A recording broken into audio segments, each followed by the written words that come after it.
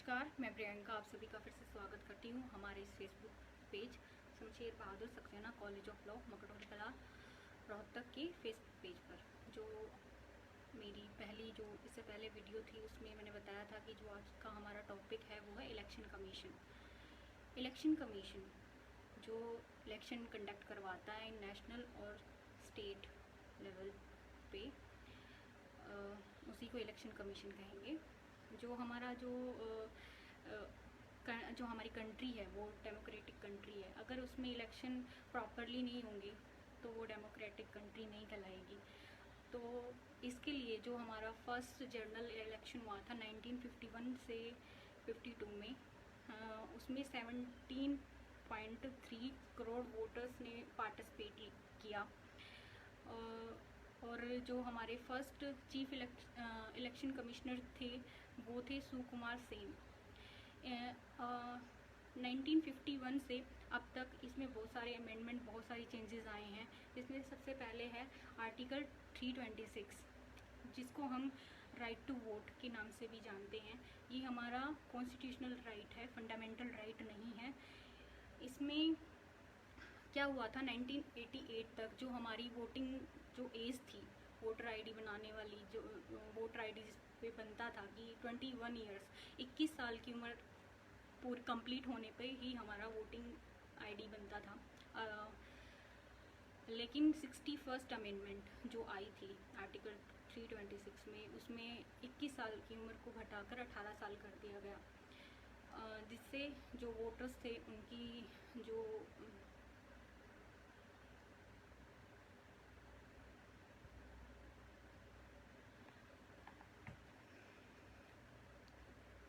Article 326 61st amendment जो आई थी उसमें जो हमारी वोटिंग की एज थी जो 21 ईयर्स थी पहले, उसको 18 ईयर्स कर दिया गया।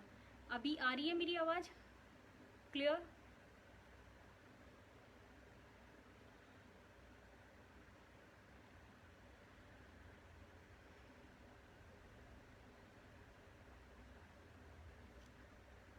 आवाज़ क्लियर आ रही है मेरी? प्लीज़ कमेंट करके बताइए।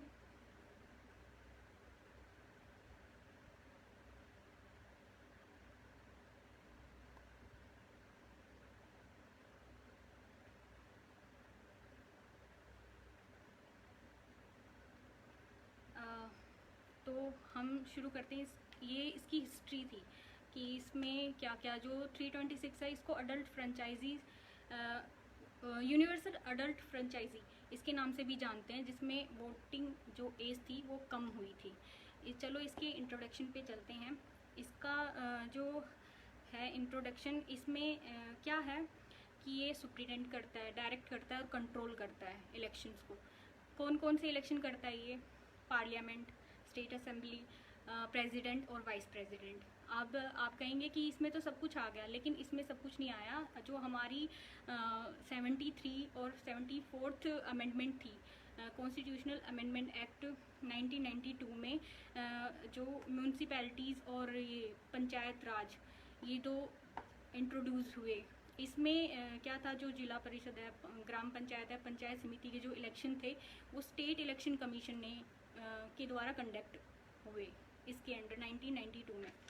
तो जो ये है इलेक्शन कमीशन और स्टेट इलेक्शन कमीशन, ये दो अलग अलग बॉडी है, ये सेम नहीं है, ये एक दूसरे सेपरेटली काम करते हैं। जो इलेक्शन कमीशन है वो है स्टेट और नेशनल लेवल पे काम करता है, और जो ये स्टेट इलेक्शन कमीशन है ये जो हमारे म्यूनसिपैलिटीज़ और पंचायत वाले जो इलेक्शन होते हैं उनको कंडक्ट करता है। फिर इसके बाद आते हैं इलेक्शन कमीशन जो है वो ऑल इंडिया बॉडी है। इसमें इसकी ज्यूरिडिक्शन में मैं आपको पहले बता चुकी हूँ, स्टेट असेंबली के, पार्लियामेंट के प्रेसिडेंट और वाइस प्रेसिडेंट के इलेक्शन आते हैं।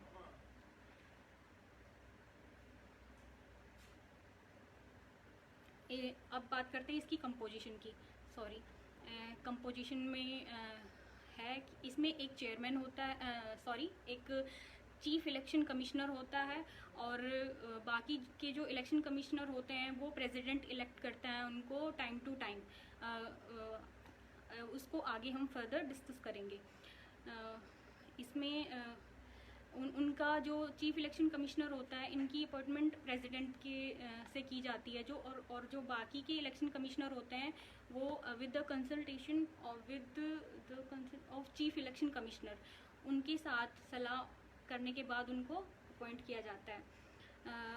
ये फिर बाद में कुछ चेंजेस हुए थे, जिसके बाद सबसे पहले ये एक वन बॉडी कमीशन था, लेकिन बाद में इसको मल्टी मेंबर बॉडी बना दिया गया। वो कैसे बना? 1950 से 1989 तक ये एक सिंगल मेंबर बॉडी था।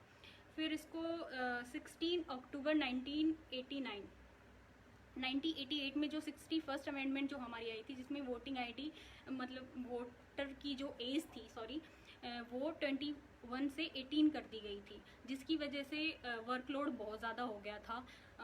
तो जो हमारे कॉन्स्टिट्यूशन में ये हुआ कि जो 2 अलग से इलेक्शन कमिश्नर अपॉइंट हुए, जो चीफ इलेक्शन कमिश्नर को असिस्ट करते थे। उनके अपॉइंट होने के बाद चीफ इलेक्शन कमिश्नर को चेयरपर्सन के नाम से जाना गया। फिर 1990 में इस पोजीशन को फिर से रिवर्स कर दिया गया और इसको वन मेंबर बॉडी फिर से बना दिया गया। और फिर 1993 में इसको फिर से रिवर्स करके, और अब तक इसमें 3 मेंबर हैं। इसमें एक चीफ इलेक्शन कमिश्नर है और 2 इलेक्शन कमिश्नर हैं, जो उसको इलेक्शन कमीशन को असिस्ट करते हैं।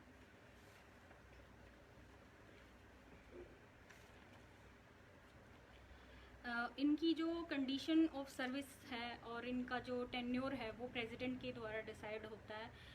प्रेसिडेंट ही इनकी जो कितना टाइम तक ये रहेंगे, इनकी सैलरी वगैरह ये प्रेसिडेंट डिसाइड करता है। और इसमें आगे ये है कि इसमें जो डिसीजन लिए जाते हैं वो मेजॉरिटी से लिए जाते हैं।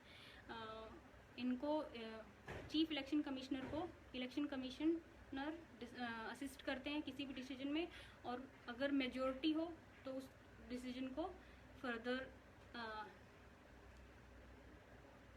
इम्प्लीमेंट किया जाता है।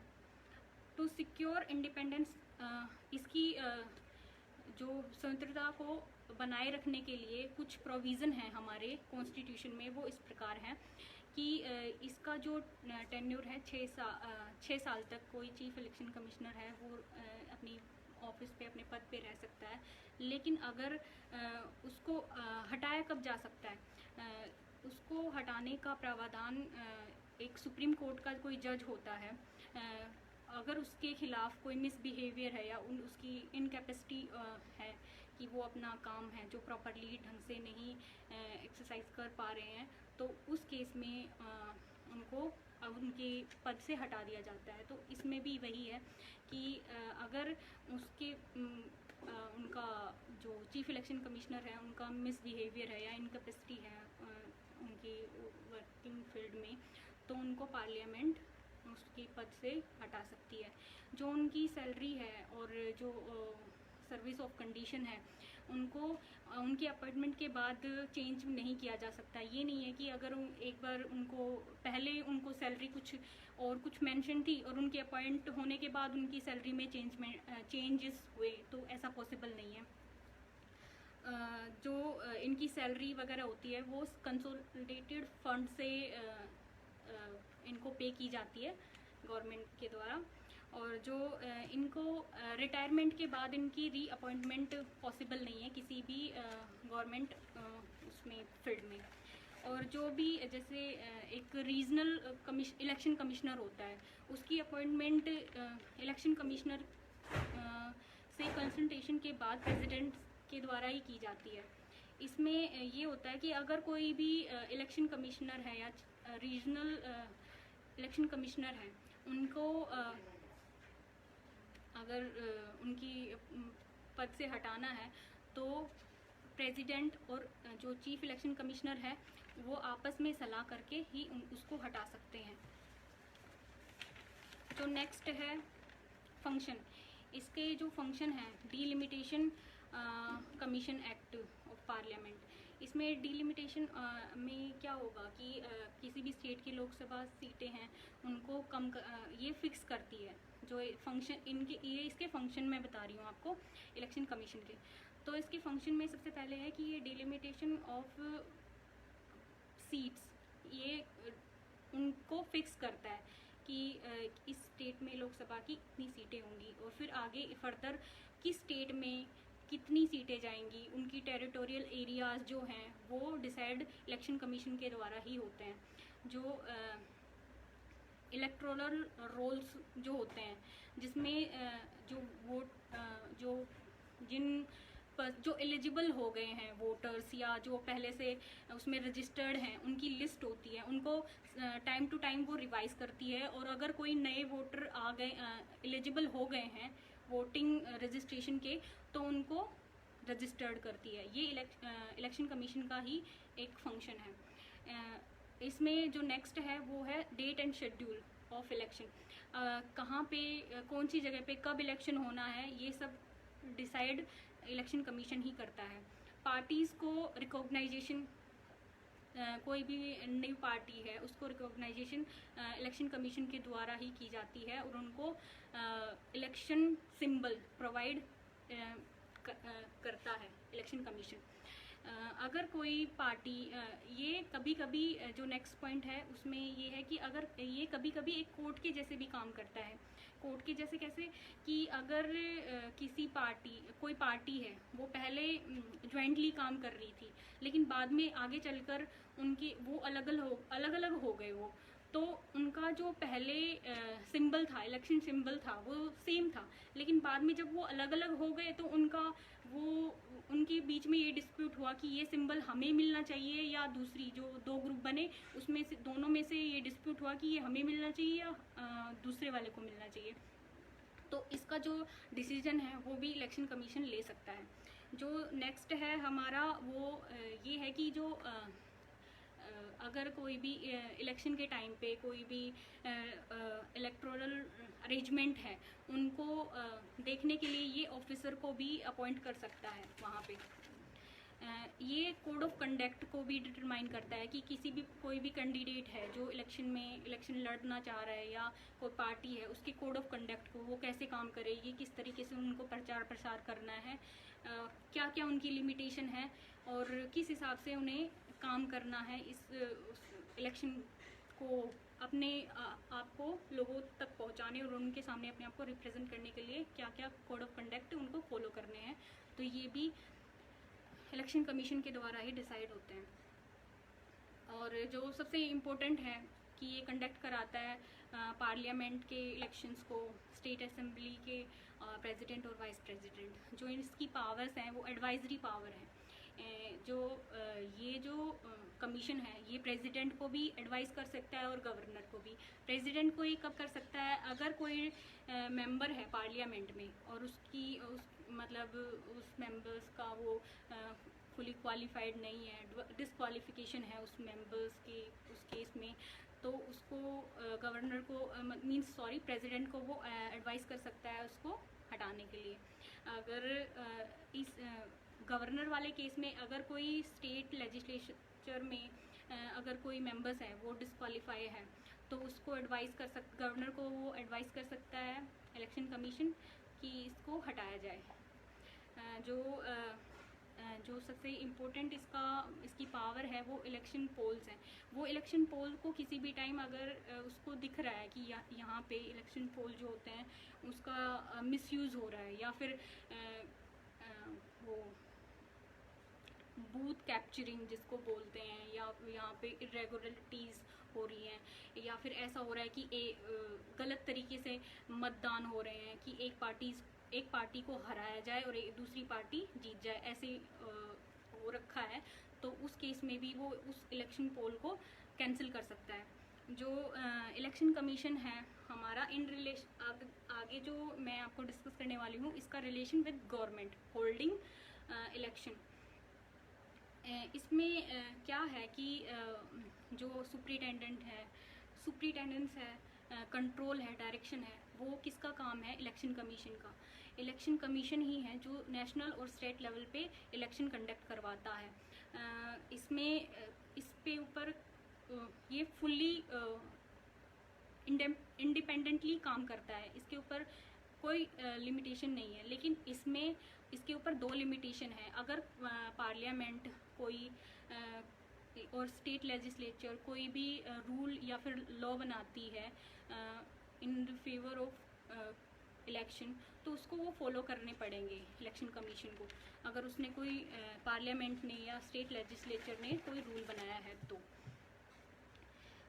कमीशन अपनी पावर्स को एक्सरसाइज करते वक्त जो रूल ऑफ लॉ है बोनाफाइड गुड फेथ में एक्ट करेगा, और ये जो भी नेचुरल जस्टिस के जो नॉर्म्स हैं उनको फॉलो करेगा। ये नहीं है कि उसको पास पावर है तो वो किसी को मतलब आंसर करने के लिए लायबल नहीं है, वो उससे कोई जो हमारी गवर्नमेंट है, वो जो हमारे कॉन्स्टिट्यूशन है, वो उसके लिए आंसरेबल है कि वो एक तरह से उसकी कोई लिमिट नहीं है कि उसको कोई रोक सके इलेक्शन के काम में। लेकिन अगर वो उस मतलब क्या कहेंगे, वो एक तरह से जो रूल और जो बना रखा है कॉन्स्टिट्यूशन में कि इलेक्शन इस तरीके से होना चाहिए, अगर वो उनसे बाहर जाके कोई कंडक्ट करवा रहा है इलेक्शन, तो वो मान्य नहीं होंगे।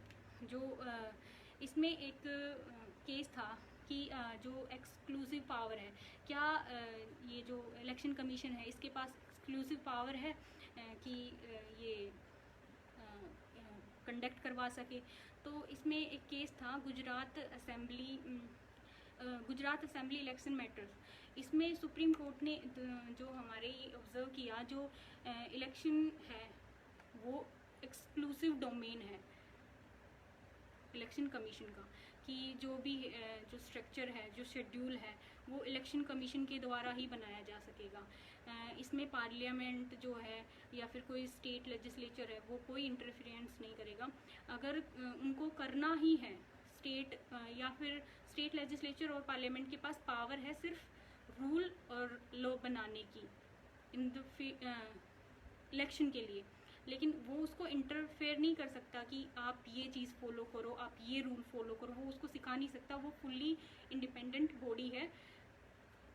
इसमें ये देखा कि जो भी काम इलेक्शन कमीशन कर रहा है in the field of conducting election, तो उसको कोई इंटरफेयर नहीं करे। इस केस में ये दिया गया था। जो भी पीरियोडिक होल्डिंग पीरियोडिक मीन्स जो भी वोटिंग लिस्ट होती है, जो वोटर्स आईडी की लिस्ट होती है, उनको होल्ड करने की, फ्री एंड फेयर इलेक्शन करने का जो जिम्मा है वो इलेक्शन कमीशन का है। जो